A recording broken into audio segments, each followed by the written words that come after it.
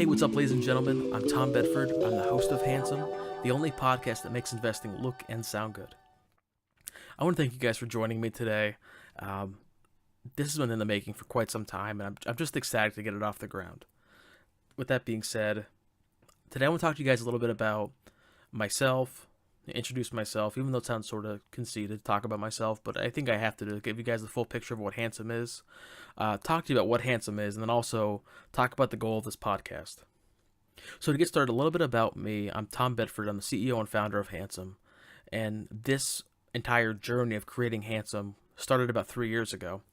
I went to school to study mathematics at a little liberal arts college, about 45 minutes from my hometown. There, I studied mathematics, and I minored in stats and finance in hopes of becoming an actuary. And in all honesty, I did that. I'm happily employed as an actuary, but there's still a little bit of a void in my life where I'm still working on Handsome. Long story short, for my senior project, I found an article, and I was sort of fascinated to find that someone found a way to predict fluctuations in the market. And it was a very convoluted article, and it was morely just like a little brain exercise. So while studying the paper, I realized there's a way to actually make it incredibly accurate, mathematically sound, and simple to use. And I did just that. And when I finished my senior project, I was happy to say I was able to make this algorithm in predicting the stock market fluctuations about 95% accurate. I spent the next 3 years working on this algorithm, and I've been able to boost it up to about 98-99% accuracy rate. It's going from nothing to that rate is phenomenal. And for those of you who don't know, the stock market is incredibly volatile. I'm sure you've seen that. I'm sure you've talked to someone or seen on the news that the Dow Jones either hopped up 400 points or dropped down 1,000 or something or other. The last 10 years in finance have been just a crazy wild ride, from the bottom dropping out in 2008 to 45 all-time highs or whatever they are now. It's crazy. And being able to have a piece of math that can predict where the market's going to go accurately on a day-to-day basis, and hopefully even on a minute-to-minute or second-to-second, is absolutely phenomenal and game-changing. When I figured all this out, and over the past 3 years, I tried to figure out what I could do with it. I thought, well, I could use it just as a way to trade for myself. I could use Robinhood, I can beef up my computer, I could make my trading my day job. I realized that was a waste. I should be sharing this algorithm with people. Then I thought, well, I could open up a hedge fund. I could take money from millionaires and billionaires, throw it in a fund, manage it myself, and then give these people a huge return. Then I realized that this shouldn't just be open to people who have already made their millions and billions.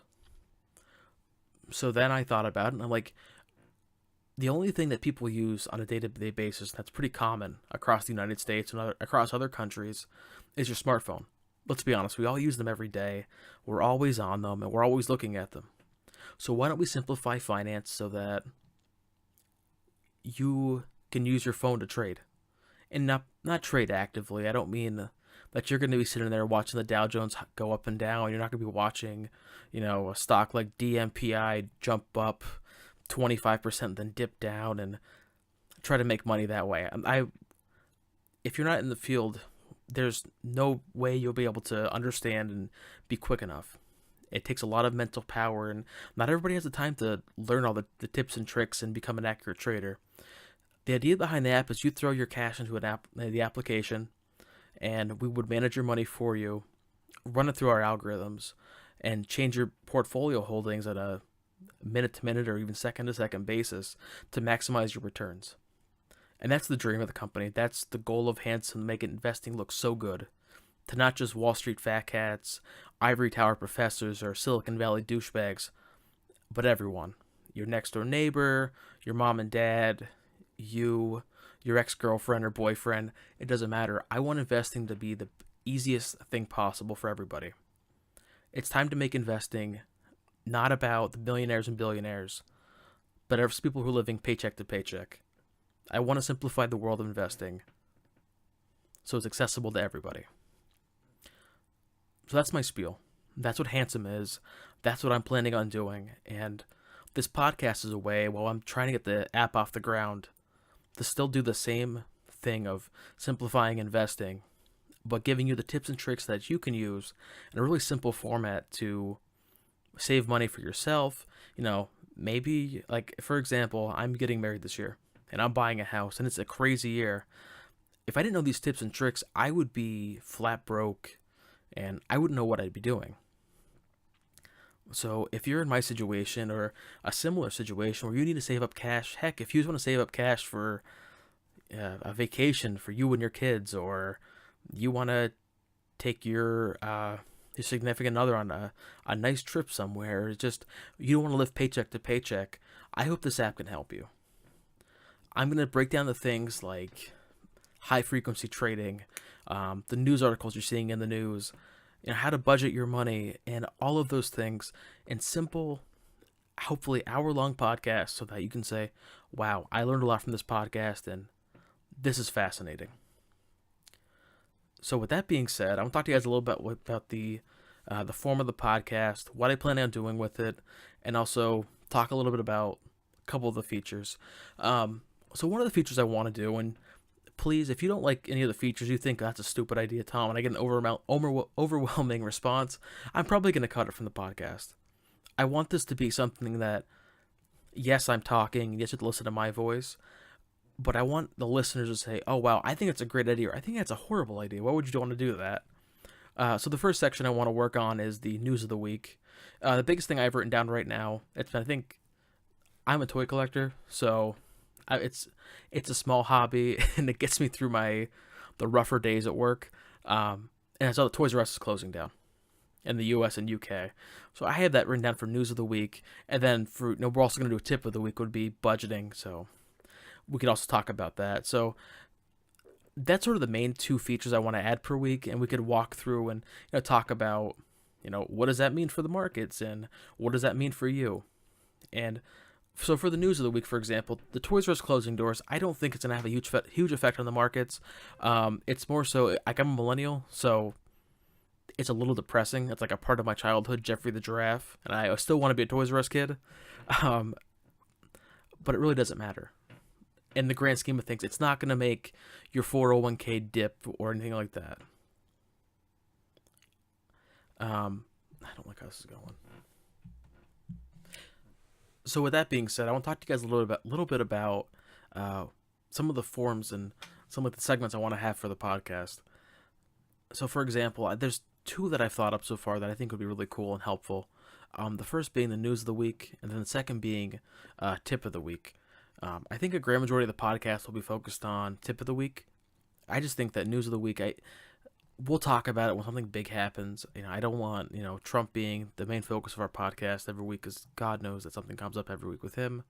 And I don't want just business closures to be the main focus, because it won't affect your day-to-day life as much as me saying, hey, here's a dope app you can use to, handle your money, or, hey, check out this spreadsheet I put together to help you organize your budget. And that's sort of just my thought process behind it, that I want to make this useful to you. So we're going to skip over the news of the week this week. I think the only real thing that popped out to me was that the fact that Toys R Us closed. I'm a nerd. I collect pop figures because it's like a little just fun thing I do when I'm not staring at spreadsheets and playing around with numbers all day. It's just fun. So that caught my eye. Outside of that, nothing incredibly noteworthy happened that I thought is going to kill your 401k or make you $1 million. So we're just gonna really gloss over news of the week this week. Toys R Us is closing stores in, I think, the U.S. and U.K. So that's it. That's all I'm gonna talk about for that. No reason to go on. The big thing I want to talk about this week is the tip of the week. The tip of the week for this week is all about budgeting and using your smartphone to budget. I know I introduced my app and what I want to do with it, but in the meantime, until you have the opportunity to download that and play with it and say, wow, this is awesome, I want you guys to still have other applications you can use to do things that, for right now are good alternatives. The first app I want to talk to you about is an app called Betterment. This is one I use all the time right now. It's how I manage my money, and it is, honest to God, a phenomenal app. It's similar to what I want to do with Handsome, but there's distinct dissimilarities between the two. So yeah, Betterment. It's on the App Store. It's on iTunes. It's also on Google Play, and it's really simple thing. You download the app. You throw in your social security number. It's information about yourself. I think your investment type, how you want to invest and how you want to make money, and you throw some cash in. You guys got your tax return back, and you want to throw $1,000 in there. So you throw your money in there, and you choose your the riskiness of your portfolio, and sort of this risk management portion. So this is like another term I want to talk about is risk management. So risk, in the sense of investing, is how likely you are to lose your money, how risky an asset is. As a lot of you know, there's a common saying: "There's no reward if there's no risk, or risk is equal to reward." So, with that being said, the idea being that if you put all your money into something like a bunch of biotech stocks who are working on the next cancer drug or some upstart tech company, you have the opportunity to make a ton of money. You can invest in the next Merck or Apple or Amazon, and it's phenomenal. There's also a very good possibility you also invest in the next Circuit City or the next failing biotech. So you can lose a ton of money also. At the same time, another flip of that coin, if you invest in your money in something like a General Electric or a JP Morgan or a Goldman Sachs, you're probably not going to have a huge return. Those blue chip stocks they're not going to give you a huge return, but they're safe. So you put your money in there, you're not going to make a ton of money, you only lose a little bit of money. But if you go a little bit riskier, you can make a lot of money, but you could also lose all your money. So what this app wants to do is sort of simplify that risk portfolio into a little tiny wheel where you could balance out your portfolio between stocks and bonds. So as I said before earlier, I'm 25. I would much rather make a ton of money right now, and I can afford to take a loss. So I have my portfolio set all the way up to 100% stocks. I don't know what exactly they offer right now and what they suggest. I think it's a 60-40 split between 60% bonds, 40% stocks, but you can override that. And it's a really cool app. So you just set that risk management wheel thing, and then your money gets managed. And you could check it daily and see how your money's going. You'll get dividend deposits, and it's just like a really cool app. I'm using it right now for my wedding fund, and it makes my trying to grow my portfolio that much simpler. I was using apps like Robinhood for the longest time, and I had such a difficult time making money because I'm not a very skilled trader. I'm much better when I have a machine running my money through it. So it's something to keep in mind that if you don't want to learn how to trade, if you don't want to learn how to apply puts and calls on stocks and things of that nature, and when to buy and when to sell, I highly suggest using Betterment.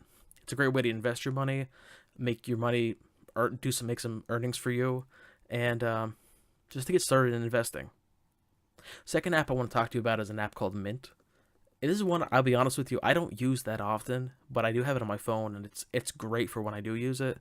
So it's a way to organize all your bills, all of your income, and also track your credit score. And it's sort of like this little bitty portfolio manager, or I guess financial manager in your pocket. So you can go into the app and you could say, you may get a notification like, hey, your student loans are due today, or hey, your car loan's due today. And you could track all of your stuff in there. It'll tell you when you're making a deposit. It also, I mentioned all these things about tracking your credit score and stuff like that, but the coolest thing Mint does is, I lost my train of thought. I hate when that happens. The coolest thing that Mint does is it'll show you where you're spending your money. So, for example, maybe you can actually define your budget in there. So you don't want to spend more than, I don't know, $100 a week on food, I guess. I'm random number here. Let's say you went for a big dinner and you spent $150. Well, it'll say, hey, you're spending too much money on food, or you're spending too much on gas, or oh wow, you have an extra $100 left over from this category. You can apply it somewhere else. It's stuff like that it really diversifies your money and tells you where you can spending and where you're not spending, and it's a cool way to track where you're going. So I highly suggest you download those two apps. I am by no means sponsored by them. I'm just a user of them, and I think they're awesome. So again, this podcast I want to keep really short because it's a new podcast for me. I'm learning how to do it. But next week we'll be coming back, and I'm hoping to do an hour-long podcast. So guys, I want to thank you for listening. It's been a phenomenal time. I'm so glad, if you are listening, that you sat through that. I hope it wasn't too difficult to listen to. I hope you found that it was helpful and fun, enjoyable. If you're watching this on YouTube, make sure you subscribe to the channel. I'm hoping to do more videos going forward and saying, 10 tips for budgeting or 10 things I learned while buying a home. Really BuzzFeed, like clickbait type videos that I get a lot of views on. It's really the goal. But I'll be posting up the podcasts on there so that you can listen to them while you're at work or on your phone. The podcast is also going to be on SoundCloud, and I'm hoping that, I guess you'll find out when you're listening. I'm hoping to get this on Google Play and iTunes also, and that's going to be a work in progress. I don't know if it'll be for the first episode. I'll have to get this up in about tomorrow. All right, I guess it's Monday now, so I'm recording on Sunday. So I'm hoping to get it out for Monday. So it probably won't be on Google Play and iTunes, but going forward, I'm hoping to get it on there. If I can figure out how to do that. Again, I'm new to this, so hopefully we'll figure it out. So yeah, wherever you're listening on, make sure you comment. If you're on Google Play or iTunes, leave a rating, say, wow, Tom, you're great, or Tom, you suck. You really need to rethink this entire thing. Just be brutally honest. This is the first time for me. I want to give you guys a product that's polished and sounds great and is helpful. At the end of the day, being able to be helpful is the most important thing to me. So again, thank you guys for listening. I'm Tom Bedford, the host of Handsome. Thanks.